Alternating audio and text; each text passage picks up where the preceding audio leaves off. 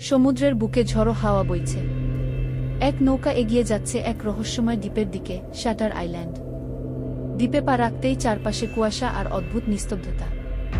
Detective teddy বুঝে যায় কিছু একটা ঠিক নেই এখানে। পাগলদের হাসপাতালের ভেতর অন্ধকার করিডোরে সে হাঁটছে ধীরে ধীরে। দূর থেকে শোনা যায় চিৎকার আর হাসির শব্দ। একজন রোগী নিখোঁজ, রেচেল সোল্যান্ডো। সবাই বলছে সে দেয়াল পেরিয়ে পালিয়ে গেছে, কিন্তু কিভাবে? টেডির মনে পড়ে যায় অতীত।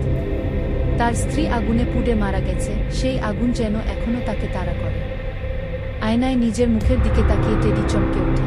ওখানে যেন অন্য কেউ তাকিয়ে আছে, পাগল হাসি নিয়ে। শেষে সত্যিটা ফাঁস হয়।